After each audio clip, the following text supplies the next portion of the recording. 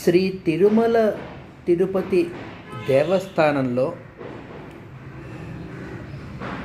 ఎన్నో ఏళ్లుగా ఉద్యోగస్తులుగా తిష్ట వేసి కూర్చున్నటువంటి అన్య మతస్థులు ఎవరైతే ఉన్నారో నిజానికి వాళ్ళు దేవాలయ వాతావరణాన్ని సంప్రదాయాన్ని భ్రష్టు పట్టిస్తున్నారు.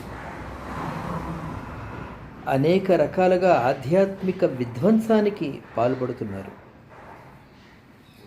సిగ్గు లేకుండా తిరుమల కొండ మీదనే అన్యమత ప్రచారాలు కూడా చేస్తున్నారు.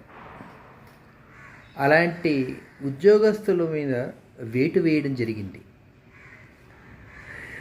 ఈ హిందూ దేవాలయంలో ఇతర మతస్థులు పనిచేయడం ఏంటి?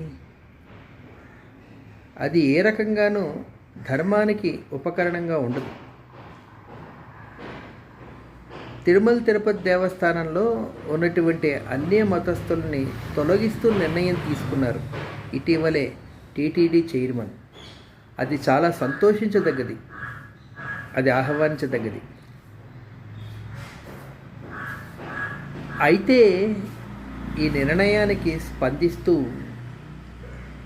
ఎంఐఎం నాయకుడు ఓవైసీ చాలా ఘాటుగా విమర్శలు చేశాడు. ఇది చాలా తీవ్ర పరిణామాలకి దారితీస్తుంది అని. వాడు ముస్లిం, వాళ్ళ ఆరాధనా స్థలాల గురించి మాట్లాడుకుంటే చాలు, అంతేగాని హిందూ ఆలయ వ్యవస్థ నిర్వహణ దాని గురించి అతనికేంటి అవసరం? అంటే హిందూ దేవాలయాలలోకి చొరబడిపోయి అక్కడ విధ్వంసం చేయడం వాళ్ళ మనస్తత్వమా? ఒకవైపు హిందూ దేవాలయాల్లో ముఖ్యంగా టీటీడీలో అన్యమతస్థుల్ని తొలగిస్తూ టీటీడీ చైర్మన్ నిర్ణయం తీసుకోవడం ఏ విధంగా ఆహ్వానించదగ్గ విషయము.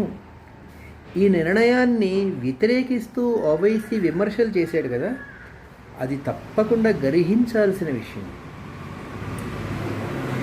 ఈ విషయంలో ఓవైసీ బహిరంగంగా క్షమాపణలు చెప్పుకోవాలి.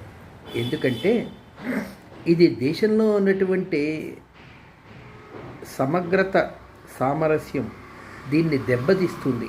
ఓవైసీ ధోరణి అందరూ కూడా దాన్ని వ్యతిరేకించాలి. భారత్ మాతాకి జై. శ్రీ వెంకటేశ.